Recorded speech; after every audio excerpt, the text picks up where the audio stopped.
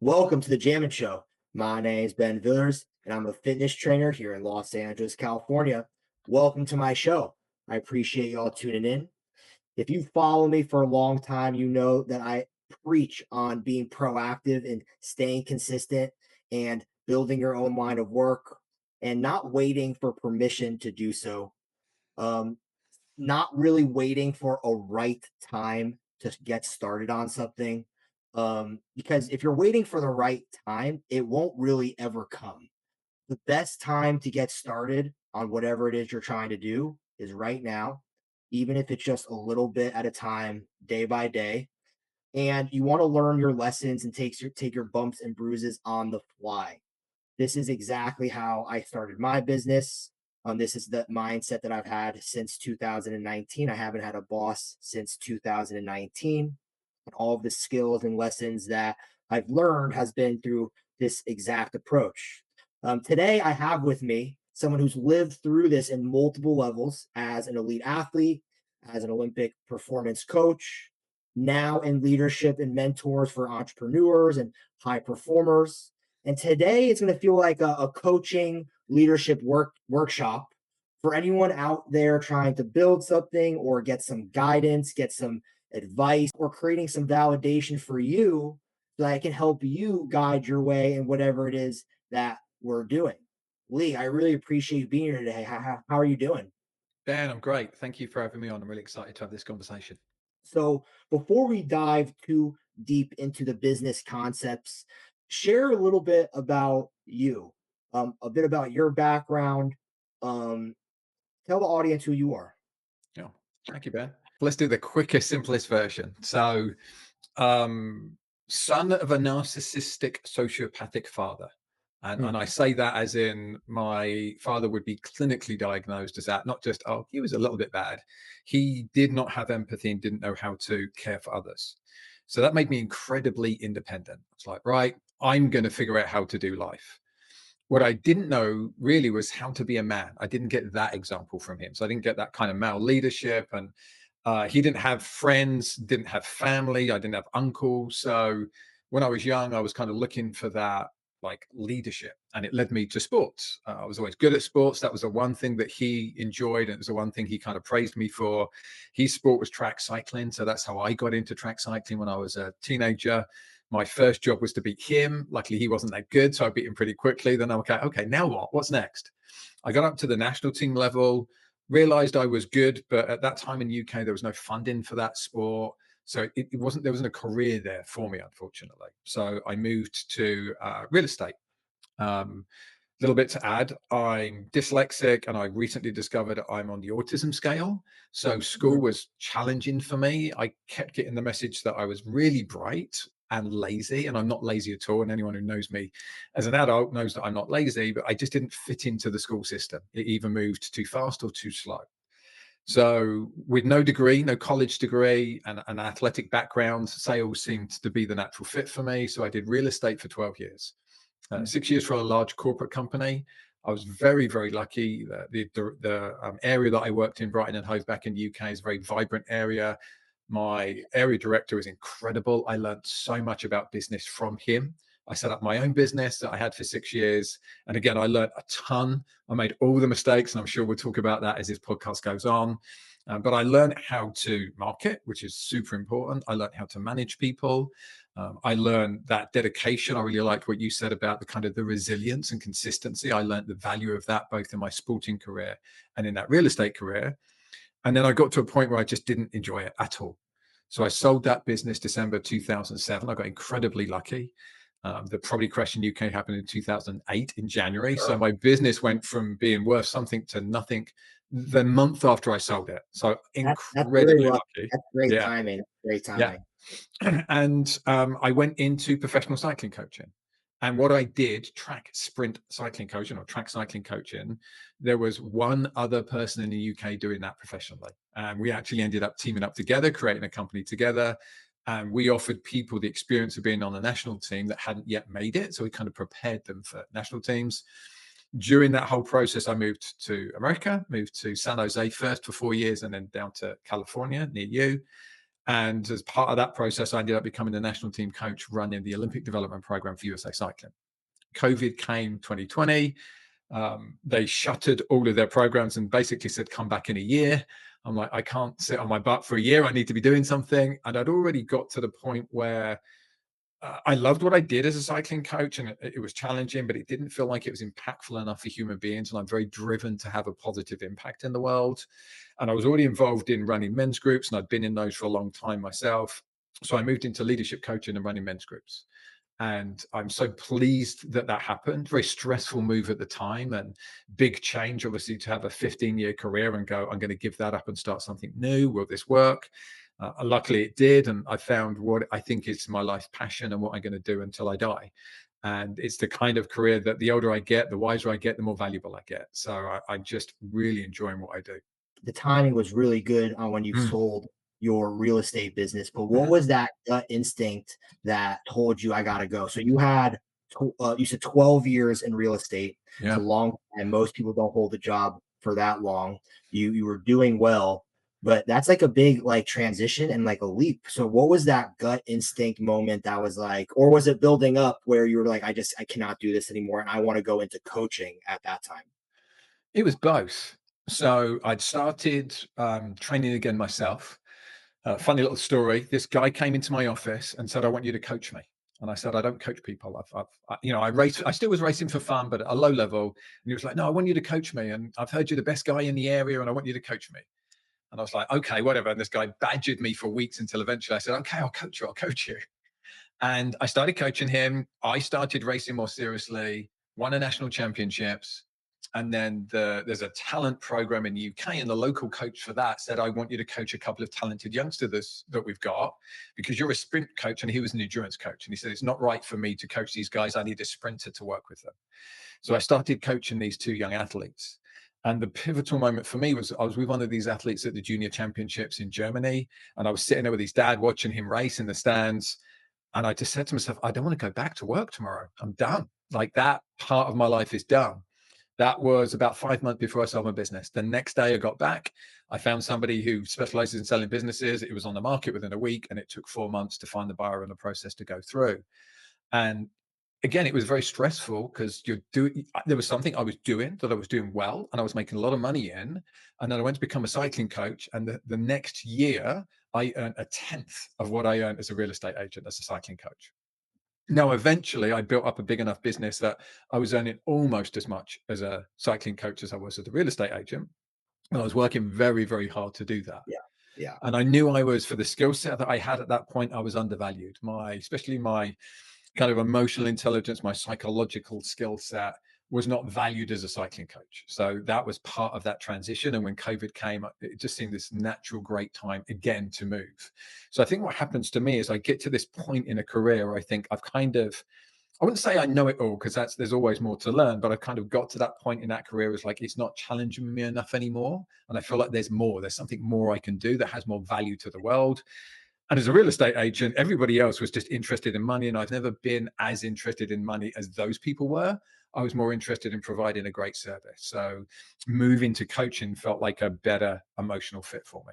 A lot of people I think go through that multiple career changes Yeah. in their life, but it can be really scary. So I want to keep harping in on that. What lessons do you feel like you learned from leaving real estate to go into a lower paying job to eventually building it back up, but the amount of work that you did to match that was maybe more than what you were doing before? Like what lessons can someone take from that, from someone who's experienced that? Because I've had it a little bit, but now I've been a trainer for a while and I don't really know what's next for me. Is it continuing training? Because I'm training people in person right now. Yeah.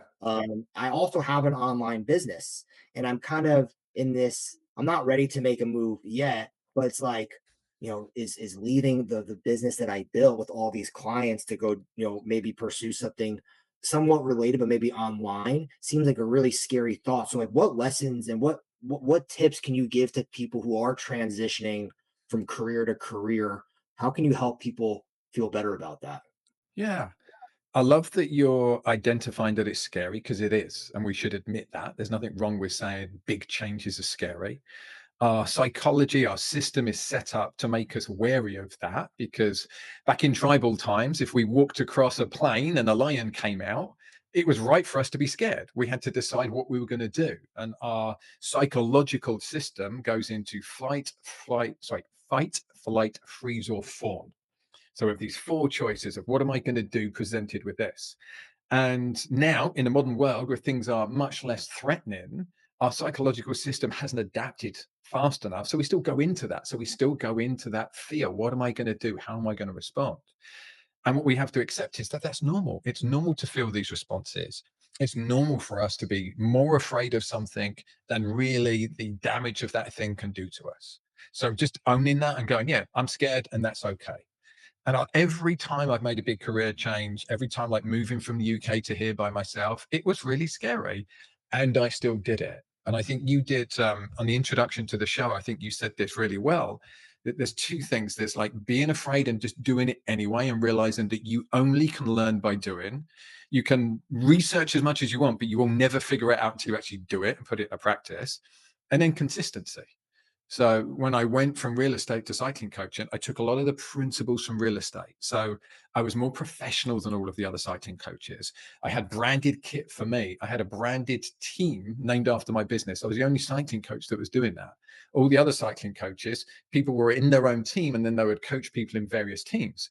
I created my own team that advertised my business. So every time one of my athletes did well, they're standing on the podium, they get a picture taken of them, they're wearing my kit, which then advertises it. Then other people would see it and go, oh, that's the guy that got them there. And in sports coaching, it's all about results. All people want to see is, are you a good athlete? So I started training like a professional again myself, started doing age group racing, started winning stuff. That was an advertisement for my business. And then I was making sure that people were representing my business wherever they could. And it was really interesting to me how powerful that was in building a community and how people wanted to be part of that and they wanted to be part of something. And I'm kind of curious for you, Ben, if that's maybe a direction you can go in is to build these bigger communities, because I think there's a real need for people to be part of something. We see that with the success of, say, CrossFit. It's a big community and people really want to be part of it. I don't really know what type of, community I would, build. I think one Yeah. thing that I struggle with as an entrepreneur is having too many interests. Yeah. I think it's a blessing and a curse. I'm really envious of the people who just know exactly what they want and they just go head down, because I think that can be really a really, when you have a lot of focuses and you have a lot of interest on the front end of your journey, it seems like a really awesome thing. But once you start experimenting and going through the process, you realize you don't have the energy for everything. Some of the things that you thought you like to do, you can't do because of interest or lack of success. And then you go into a direction you're not too sure of. But it's really just a constant battle of fighting off all of your interests and focusing on one thing. So for me, it's kind of a similar position that I'm in now in regards to how I want to expand my business. So I have a really busy in-person business, and I rent space in Los Angeles in the Palms, Culver City area, but I'm really maxed out at 2 people per hour. Yeah. If I had my own gym space, I would absolutely be training more than 2 people at a time. I have experience training 3 and 4 people at a time, but I don't own the space. I just rent it. And there is an opportunity to do some group training, but it would absolutely change the style of training that I do. It Yeah. wouldn't be the machinery and the way to be more of like a group style. So I'm constantly thinking about how to grow. For me, my growth right now, I feel like is maintaining the in-person and continuing to grow the online, because it's lower cost and like infinite upside, but it's not easy. The online presence that I've built has absolutely benefited the in-person business, but all the time in my in-person business absolutely negatively affects the online business. So I'm kind of in this tug of war, and it's not that the tug of war is really killing me at this moment, because I feel like I've taken my whole life to kind of get to this point. So I'm kind of new to being like successful. So I don't Yeah. want to be pulling the plug too quickly, but I am thinking like, do I want to go full time online? Do I want to keep juggling the two? Because I don't think it's necessarily a bad thing at all. It's just I'm blessed and cursed with all of this interests and different ideas and not really funneled in on one thing. So building a community is definitely something I've thought of, but is it an in-person community? Is it an online community? What do I want to focus on? So you kind of read my mind there, but for me personally, I'm I'm unsure. And I'm kind of seeing what the natural process is. Like what are your thoughts and my response as a leadership coach, business Oh mentor? man, there's so much that you said there that we can have fun picking apart. I mean, the first thing is the Netflix conundrum, which is, if you're smart, there's so much choice and you can see all the options.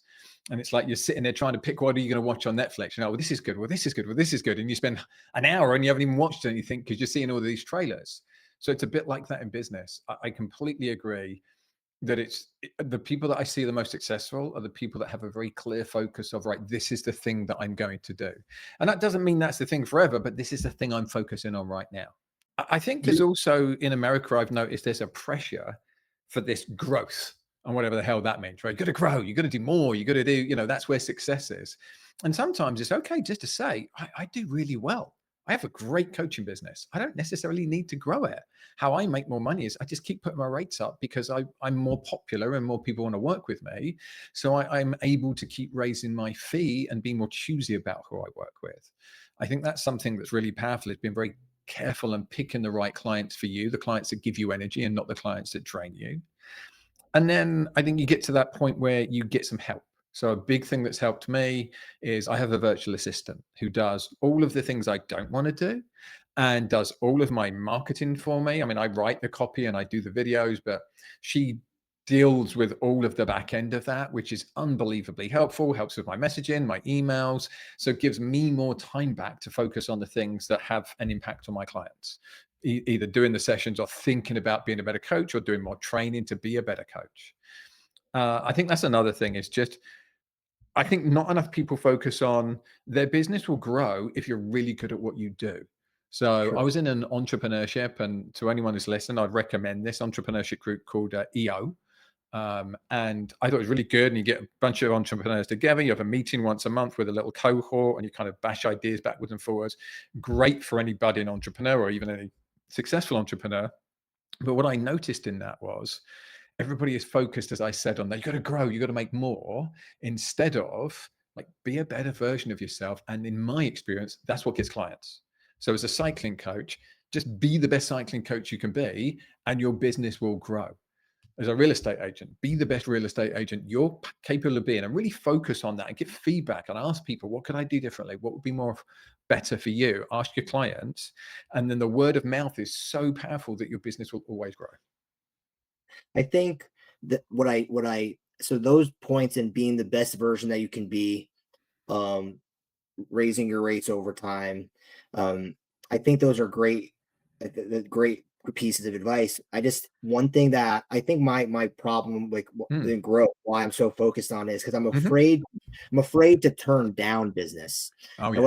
what I mean by that is not the people who aren't willing to pay. So I over the years I have absolutely manifested an ideal clientele base. So I really don't train many people I don't like anymore.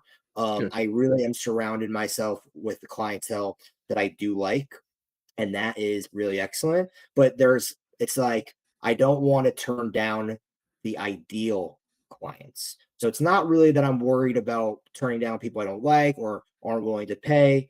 It's that my schedule is getting so full that um like I feel like as a business person, like my natural self is just thinking like, how do I capture that business? Right? It doesn't like make sense to me to turn it down, even though in theory I might have to.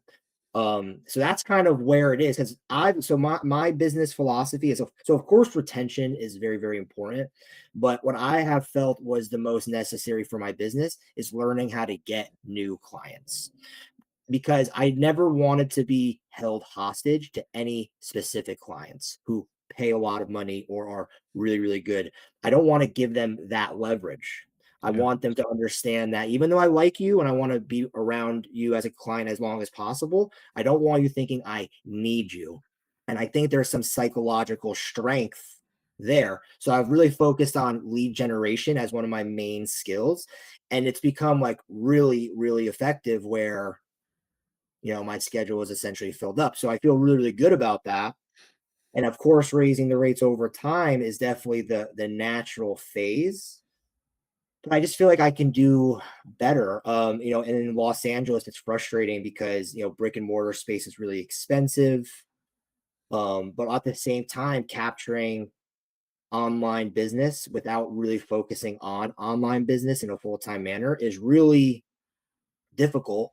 But one perspective I have is that if I just keep doing what I'm doing and keep maturing in what I'm doing, it will naturally just grow itself as well. So I'm not really also trying to force things, which I think a lot of people do. And actually, I was kind of leading into this with people. What do you have to say for people who are just they like I feel like I always tell people just be natural. Just let it naturally come to you. So what about the people who are like forcing things or turning down opportunities? Like I feel like these days, and I don't know why people do this, but I feel like in Los Angeles in particular, there is just opportunity everywhere. It's like literally everywhere, but people are too quick to say no or like I'm not into that instead of just saying yes and just going with it and seeing what happens and eliminating those barriers. What do you have to say to those people who turn down opportunity or are they're forcing things that just they shouldn't be necessarily doing? Yeah. Yeah. I want to take a little step back if it's okay, Ben. Yeah, it's okay. What do you think is the next step for you? So what I'm hearing you say is you're pretty much maxed out as an individual contributor. Like your time is limited. Obviously, there's only so many clients you can do in a day. You can do two an hour. There's only so many hours you can effectively work in a day. What do you think is a step that you could do to multiply that?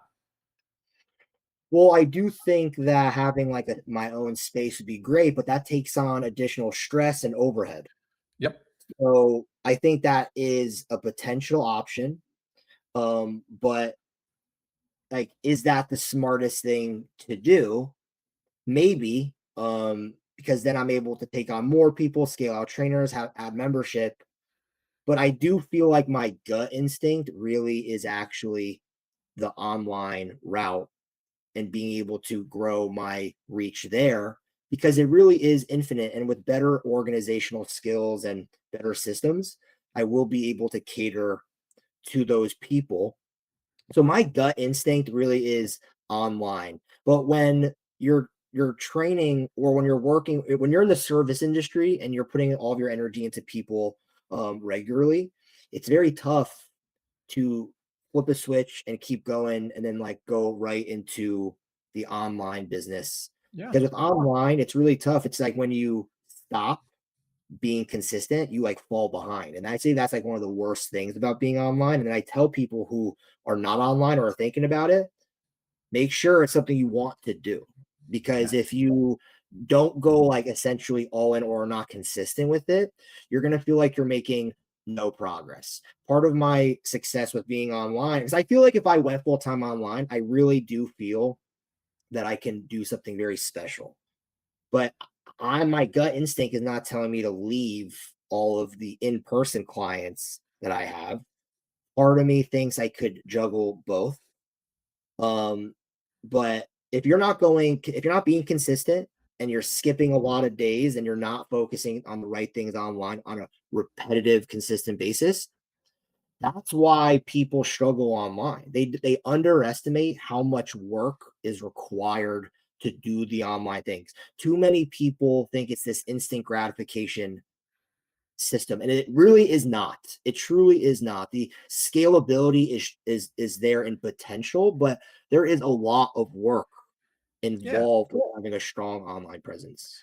Yeah, so, my experience with building communities online is you need that parasocial connection. So that means people have got to want to be around you. They've got to like you. And that means that they've got to experience you. So you've got to be putting enough content out there for people to go, I like this Ben guy. And I want to listen to this guy. And I want to do something with him because I like him. This is why podcasts work, because people listen to you and they go, this seems like a decent bloke. I want to spend some time with him. I want to listen to him. I feel like I have a connection with him. I really like the way that you did the thought process there and kind of went through it. Yeah, absolutely. One way to do it would be to get associate coaches. So that's what I did in my cycling coaching business. I had other coaches that worked with me. We did a revenue split. I primarily found the clients for them. That's why they wanted to work with me. And I coached them to be better coaches. So it was a very useful relationship for both of us. I helped them be better coaches. I found the clients, and then I took some of the revenue that they brought in. And I actually sold my cycling coaching business to one of those associate coaches. So it worked out well for both of us when I moved into leadership coaching. That's definitely a model. That's a model that a lot of people do, as you said. And if you're going to have your own space, then there's some overheads with that. And then there's the online one. And I wonder for you, if you could do something similar to me, where you outsource a lot of the stuff that you don't want to do so that you can concentrate on your talents and get somebody else who's doing all the posting for you or the back end stuff for you. I leverage Chat GPT a ton.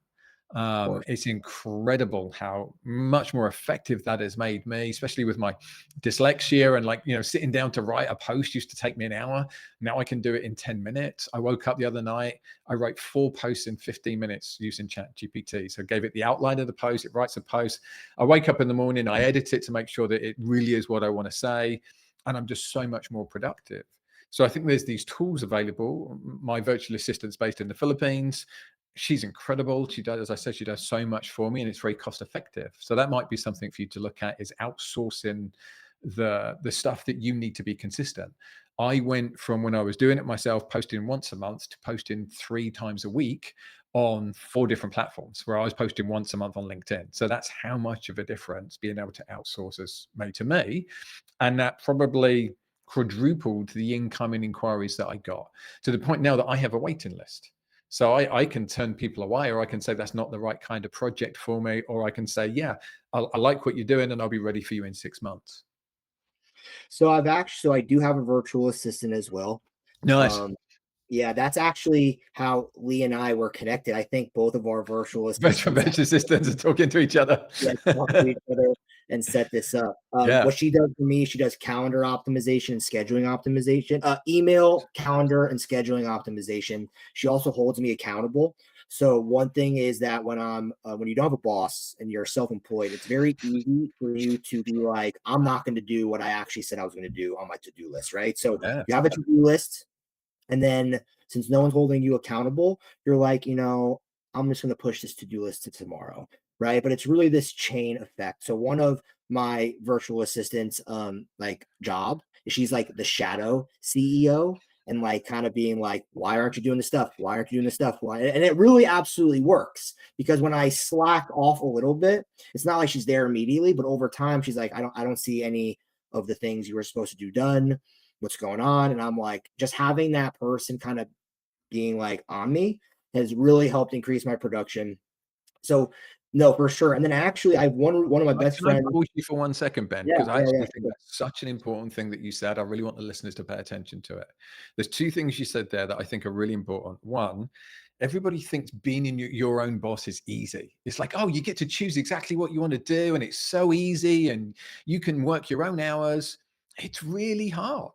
It's No, really it's really hard. tough because you don't have anyone really guiding you and telling you what No. to do. You have to really do it yourself. Yeah. And that's nice, but it has its cons with it as well. Yeah, it's really tough. And you have to be actually more dedicated and more thoughtful and more consistent than when you work for somebody else. And I love what you've set up there with your virtual assistant. And I was chuckling as you say it, because I have a meeting on Mondays and Thursdays. My virtual assistant runs the meeting, has the agenda, and goes through everything that I need to do.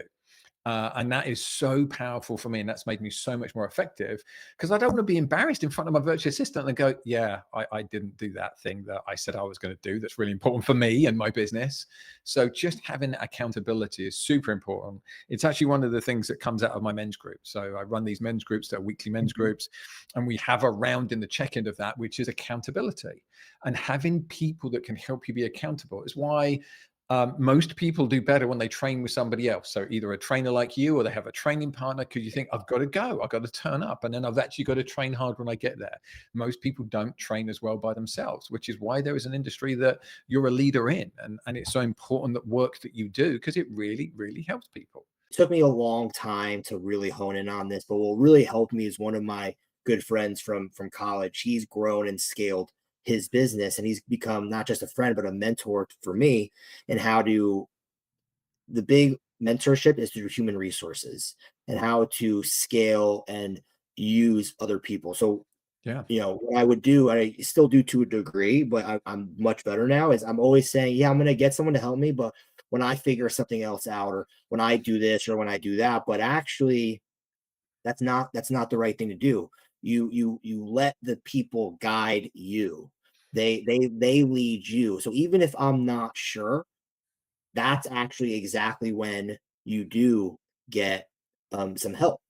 And what I've really learned over it's really this year when it comes to human resources and leading people who help you or part of your team is I've come to realize that all the companies in the world, the biggest companies, the best companies, or the worst companies, it really is like that present moment of that company that we're talking about is just the collection of people in that company at that time doing that work.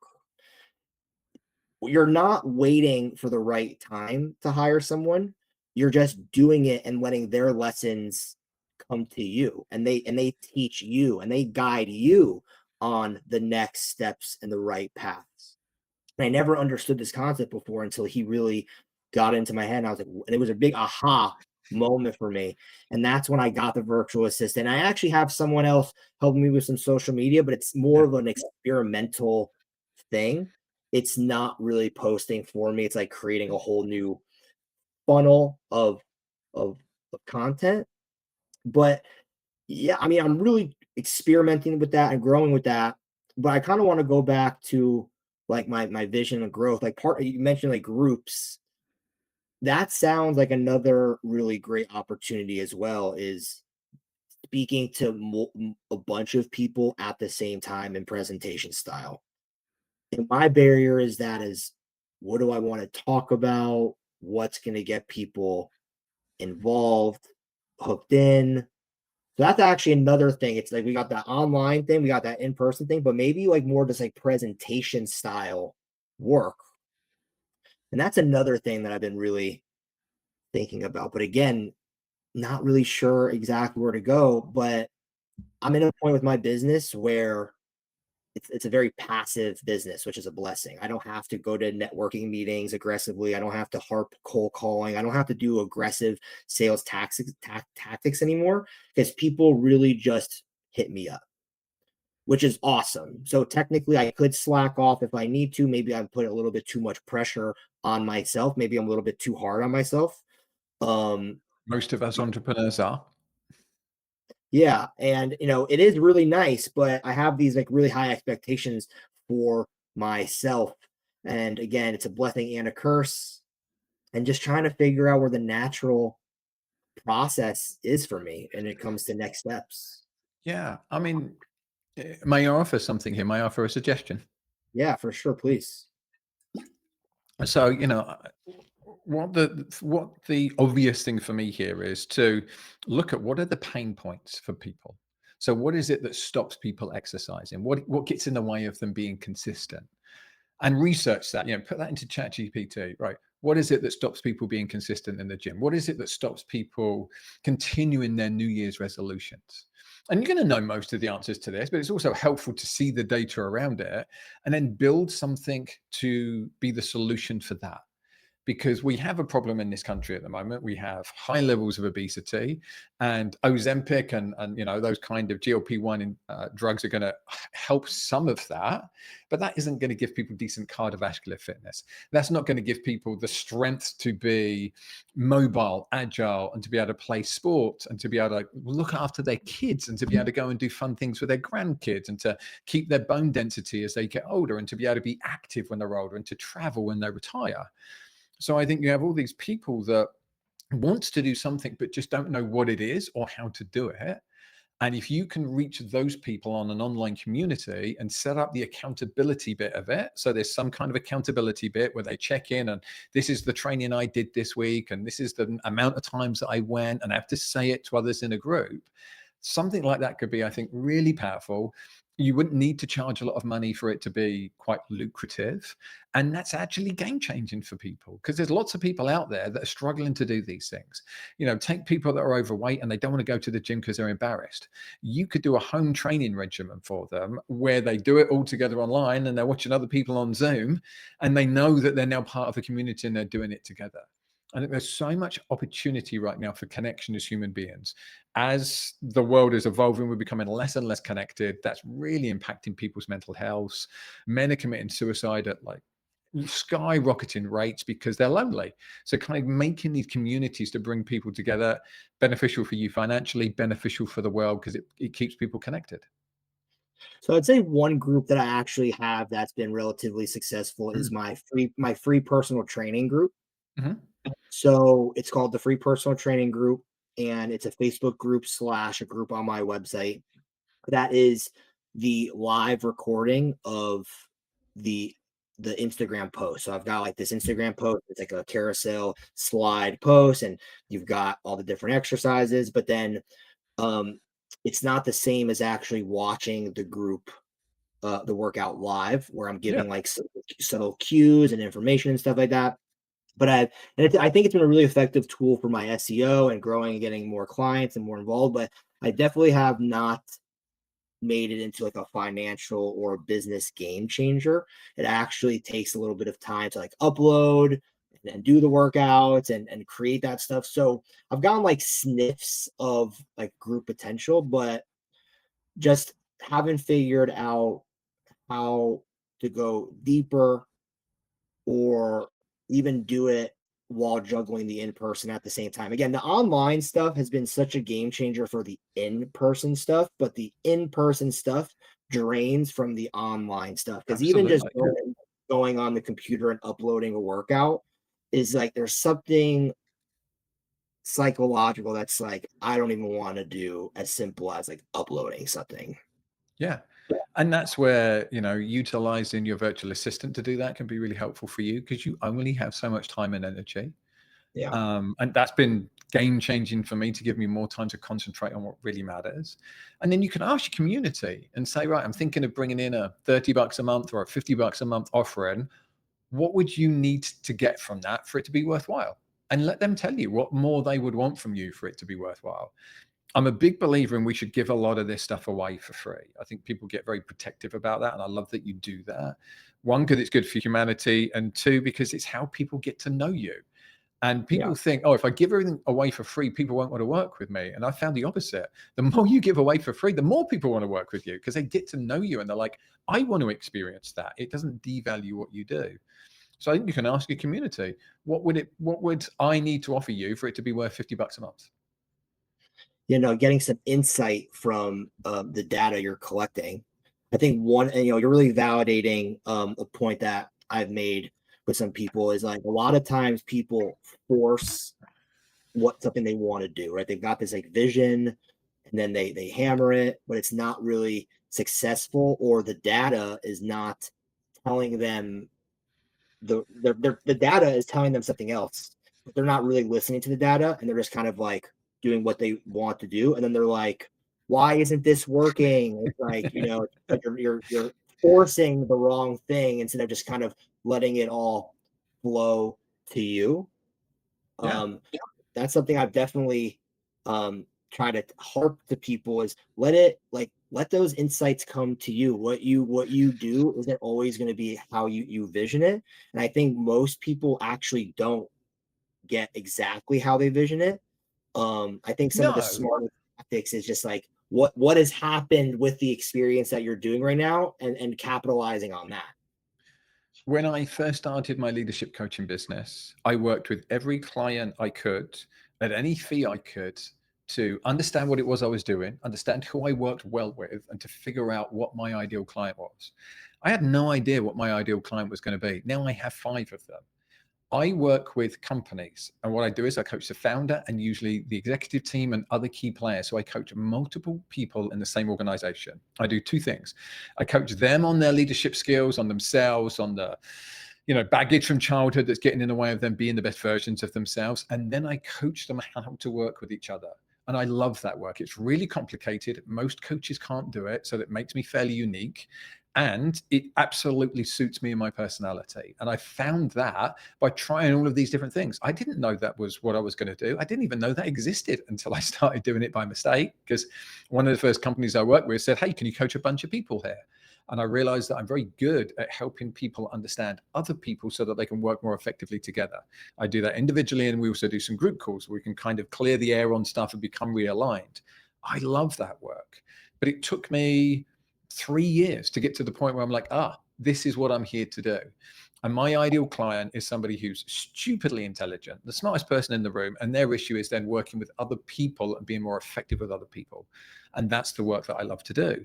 But I wouldn't have experienced that without saying I'm open to working with anyone to figure out what it is. And then I found the clients that I didn't like, and the clients after the session, I was like, oh God, I'm exhausted. The work that I do now, primarily when I finish a session, I feel energized. I was like, I did really good work there. That's what I'm here to do. And, don't get me wrong, at the end of the day, I'm tired. What I do takes a lot of energy and a lot of presence. I'm sitting with somebody, I'm very attentive to what's going on for them. But when you have the right clients, you get to the end of the day and you just feel the satisfaction of this is what I'm here to do. So I think I would encourage people to be more experimental, to try more things, to be more curious, instead of what you're saying of having that closed mindset that some people have, right, this is the way that I'm going to do it. Be open to trying things and seeing what develops. That I see often is how people become the most effective and the most successful. For sure. And actually leading into my question is like, since you work with so many people and successful people as well, what do you feel like is the most common barrier to people being the best version of themselves? Do you think it's that lack of um flexibility in the opportunity, or what do you think it is? Fear. And then the fear makes us defensive. And once we can start letting down our defenses, and that allows us to be more curious, we're much more effective human beings. If you think you have to be the smartest person in the room, you are always limited. Whereas if you think, I want to be the most curious person in the room and my job is to learn, there is no limit to what you can achieve.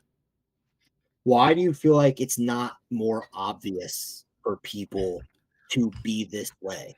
I feel like for me, saying yes and opportunity this and opportunity that was what I needed to do in order to get by.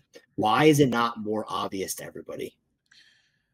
As men, so if we speak about men for a moment, which make up the majority of entrepreneurs, we're told from an early age, don't be afraid. Don't be a pussy, don't be weak, all that kind of conditioning from an early age. That means it's difficult for men to step back and go, I feel fear right now. What is that fear telling me? So instead, we build these defenses up so that we don't feel that fear. We don't outwardly acknowledge that fear. And you've got to get to this point where you go, like you did earlier, I'm afraid of change. What does that tell me? That tells me that this is important. There's something on the line here, and that's okay. And I can meet that and I can still make change happen. Whereas a lot of people don't allow themselves to feel that. So then they have to defend themselves as though their ego is this thing that needs to be protected, rather than I want to learn and I'm curious and I want to learn more about myself and I want to learn more about the world and I want to learn how to be more effective with people. And there needs to be some comfort in discomfort, because you are going to feel discomfort. You're going to feel dumb. You're going to go to rooms where everybody else, more successful than you, smarter than you, makes more money than you, if you truly want to be good, because you have to surround yourself with those people to learn from. And I think some people, that's just too much of a challenge if they haven't done the work or if they're not prepared to put themselves in that situation of discomfort. Do you feel like this ego, or do you feel like ego is kind of what gets in the way of people being more open-minded to making the changes so they have this vision, but then they're like really not willing to do everything it takes to get there. They're all about saying it, but they're not actually about doing it. And Yeah. why are people like that? I'll give you an example. So when I first moved to America, I came from the most successful cycling program in the world. So the Great British Cycling Team, especially when I moved here, was the best program in the world. I came from that program. I moved to America. you would think the local coaches at the cycling track would be like, tell me about your program back in UK. Like, why were you guys so successful? And instead, I encountered almost the exact opposite. Everybody was like, this is how we do it here. I'm like, cool, but you guys are way behind. Like, I've just come from coaching athletes that were 16 years old that are faster than your adults. Like, I can help you. But the ego of like, I need to show you that I'm smarter than you got in the way of them being curious and going, yes, please tell me. And I experienced that as a young man, right? You want to prove to people and show to people how smart you are. And then luckily, as I got older and matured, I'm like, oh, this is the wrong way.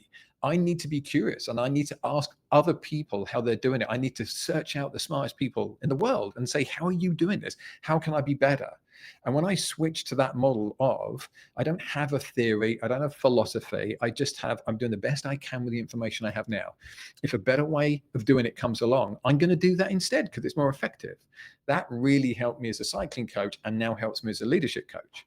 And what I find is a lot of people have as you say, they have this idea and vision and then they're stuck to it because that gives them safety instead of, it's just a concept and that concept can be challenged at any time if I see a better way of doing it, or if I hear somebody talk about a better way of doing it, or if a friend points out to me the flaws in the way that I'm doing it and I could do something better, or a coach or a consultant. And I think the best people I see are the ones that are asking the most questions and doing the least amount of talking and telling. They're asking for lots of information so they can make really thoughtful decisions instead of standing up and saying, this is the only way it can be done. And as I said, when I first moved to America, I went to the cycling track and they were doing a warm up, and I took part in this warm up, and it didn't feel like an optimal warm up, and it finished in a race, which is not optimal for the training session you're going to do. So I said to the coach, tell me about your warm up. Why do you do it that way? And they said, well, this is the way we do it here. I'm like, okay. And for what reason do you do it that way? And they said, well, this is the way that we do it here. And I went, yeah, okay. But I mean, what are you trying to achieve by doing it that way? And their response was, well, this is the way that we do it here. And I realized they weren't thinking about what they were doing. They were just in the habit of, this is the way that we do it. And if you don't have that critique of, why am I doing it like this? Is there a better way of doing it? Is there a more optimal way of doing it? You just stay stuck and you can never progress, and the rest of the world will overtake you. What does it take for someone's shift in mind to occur for that? I think you need support. I think this is why coaching works. You need to speak to other people that can point out the things that you can't see. It's very hard for us to see our blind spots. It's very hard for us to accept the things that we struggle with because it feels really uncomfortable. And if you have somebody that can do that with you and can kind of hold your hand through the process and go, you're going to be okay. It's going to be uncomfortable. We will get to the other side. It's just like therapy. When you first go to therapy is pretty painful. And then you get past that point, you're like, I'm learning about myself. I'm learning about the world. I'm learning to have these more difficult conversations. And you have to go through that initial discomfort. And the people that are willing to do that, in my experience, are the ones that end up being the most successful. Now, there's no such thing as a self-made person. Everybody successful has had help. Be it parents, be it somebody lending them money, being it a friend like your friend who said, hey, why are you doing it like this? Why don't you do it like this instead? There has been somebody, and usually multiple people, that has helped them. And I think the more that we let go of, I've got to do this myself, and the more that we think, how can I be helped? What is it I need to be a better version of me? The more successful you'll be. Absolutely. Some really great information. So now I want to go through a couple of just like kind of rapid fire Mhm. questions and get your take on this. So would you agree that consistency beats intensity, or high intensity is more powerful than consistency? I like the word sustainability. And that's what I work on a lot with my founders. The people that I work with are very much like high performance athletes. There's a huge crossover from my athletic coaching career to my founder coaching career. As you say, like intensity, able to really push through, but then what happens is they get burnt out. As a cycling coach, I was often having to get my athletes to do less to be more successful. The kind of athletes I worked with had huge capacity, could really hurt themselves, but then would actually get too fatigued, start getting injured, or couldn't recover and improve. Exactly the same in leadership and founders. It's finding the sustainability. And that isn't, people think of like this work-life balance. That's not the way I see it. Because sometimes you're going to have to work incredibly hard and be very intense because a project calls for it. You're just about to open something or launch something. It's making sure that after that, you're going to need some rest to recharge before the next sprint. So for me, it's like finding sustainability, knowing your limits, knowing when you need rest, and being very good at taking that rest and then coming back recharged so that you can keep operating at a really high level. So I think it's a combination of both. It's being consistent in what you do and what you say so that people can trust you and you can trust yourself. And then it's knowing when to really push and then knowing when to rest. And if you can combine all of that, that's what creates sustainability over time.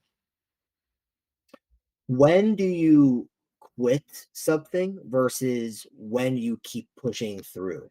Like, what are we looking for when we're deciding when to quit on something, a career, a project, or let's keep pushing? Because a lot of advice out there is you have to survive long enough, you have to be in the business long enough, and also you're not growing because you haven't been doing it long enough. But I do think there's this balance of knowing when to pull the plug, because not everything's going to work. So What a what identifies that? Yeah, what a fantastic question, mate. That could be a whole 2-hour podcast, I think, in itself. In my experience, when you're no longer enjoying it, if it doesn't feel good, you're not enjoying it, go and find something you enjoy more. I was successful as a real estate agent. I had I was in the top 3 businesses in Brighton and Hove, my town I lived in, 100 real estate companies in there. I was in the top 3 consistently. I didn't love it. That's when it was time for me to move on. As a cycling coach, I was one of the top 3 or 4 in what I did in the world. But it got to the point where I just felt like there was more. There was more for my skill set. There was more impact that I could have. It was time to move on. I created a business to coach sports coaches.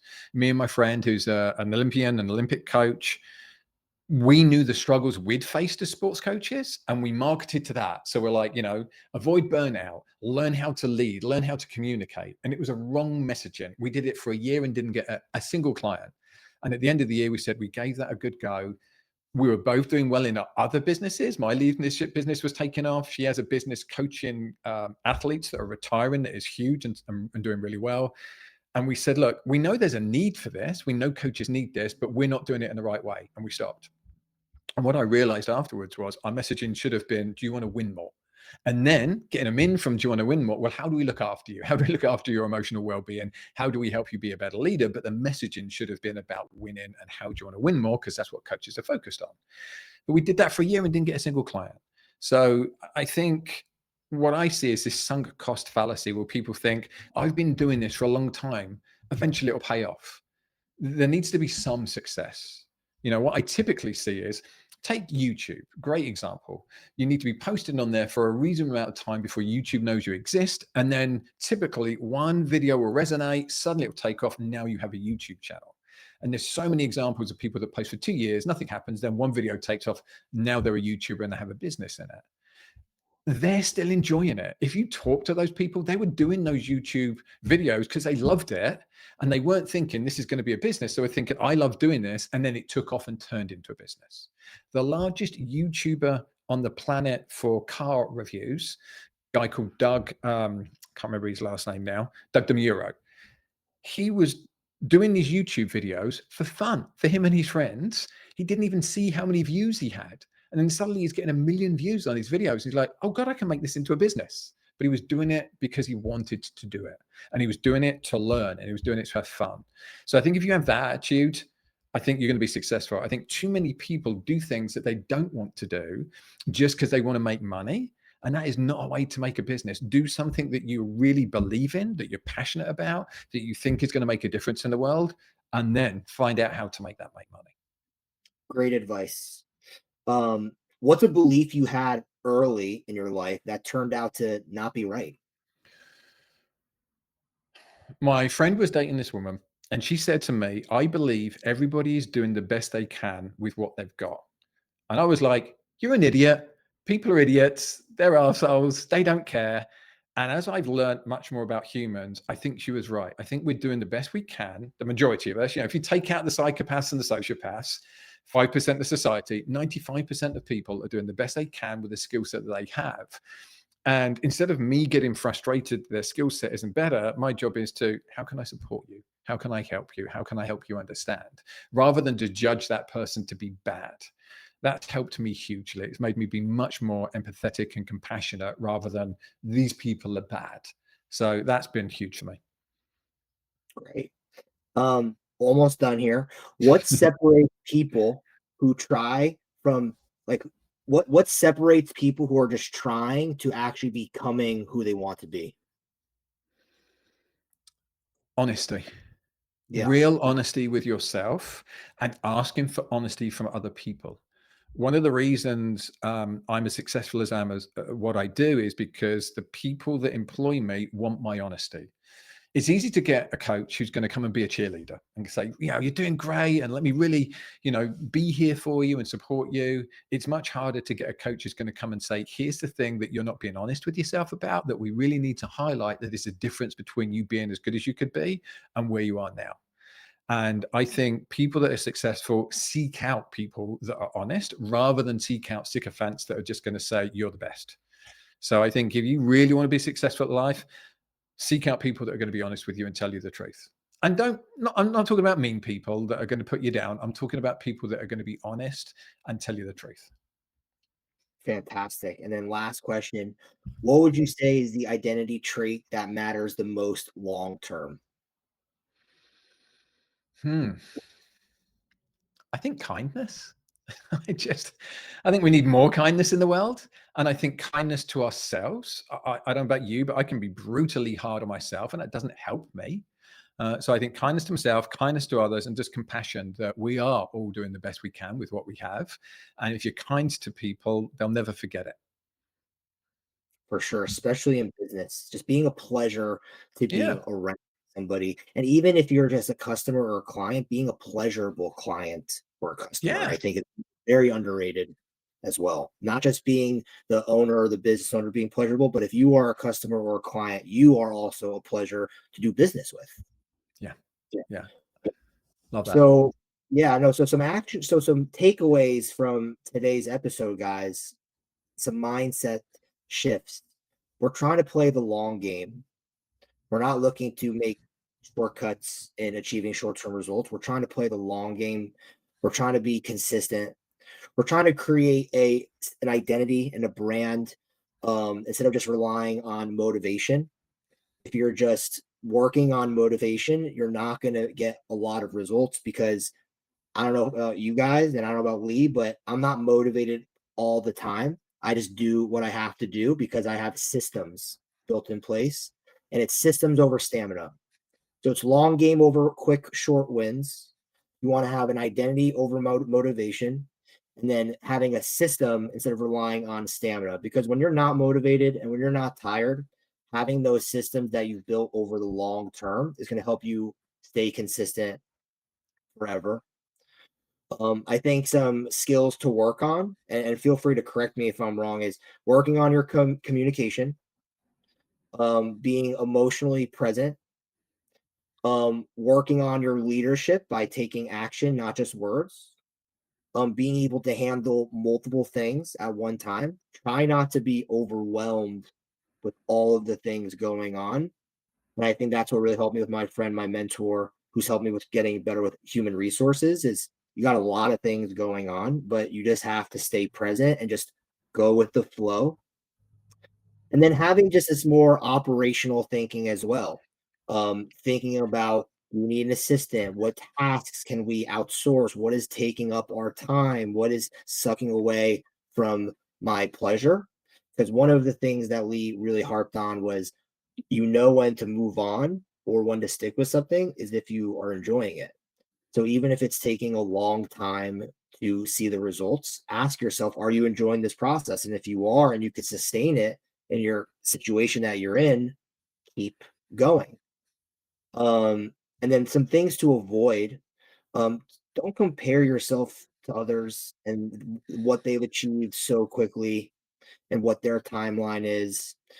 Age is a super overrated metric for everything. Fitness, wisdom, money, like it doesn't matter. We're on our own timeline. Um some another thing to avoid is instead of like chasing specific outcomes, just like become a master at what you do. Put in the time and the effort and let those hours accumulate so that you become really good at what you do and that people will just naturally desire you. And then lastly is don't refuse constructive criticism. or mentorship or feedback. I think too many people get offended or let their egos get in the way, or um, they just don't handle criticism well, or feel like they don't need any mentorship. And I think um, that's not a good mindset to have. Um, That was a wonderful summary, Ben. Like really, really good, honestly.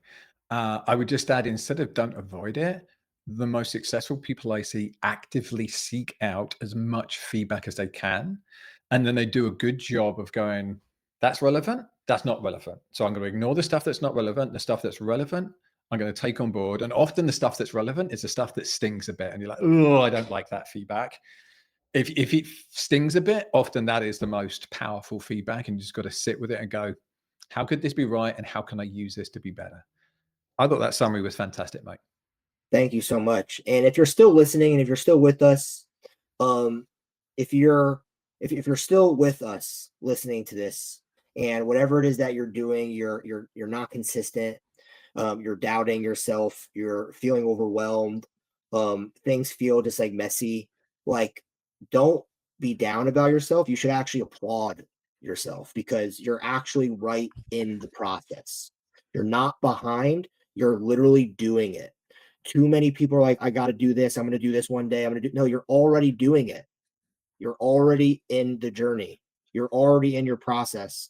What phase you're in is for you to decide, but you're already in the journey. So don't feel like you're overwhelmed or lacking consistency or doubting yourself because we both have been going through that phase forever, but we still help people and we're still going through the grind. Um, yeah, Lee, do you have any lasting impressions you want to leave with our I've never listeners? met a high performer that didn't doubt themselves. Mhm. I've never met a high performer that didn't have bouts of feeling overwhelmed, or that they're doing it wrong, or they're not good enough. That, as you say, is part of the process. And I think what really helps is to also seek out people that can really appreciate you. So one of the hardest things about being a leader, a founder, an entrepreneur is when we work for somebody, when we work for a boss, our boss gives us feedback on our performance. When we work for ourselves, nobody gives you feedback on your performance unless you go and seek it out and ask for it. This is where coaching comes in. This is where mentorship comes in. I believe everybody should have a coach. Everybody should have mentors. Everybody should have friends that can reflect back to them the importance of what they're doing and the impact that they're having in the world, because that's the fuel that keeps you going when you're struggling the most. Somebody turns around to you and says, what you do matters, what you're doing matters. That can be the difference between you giving up on something and you doubling down and going, I'm going to make this happen. Absolutely. Keep going, guys. Keep going.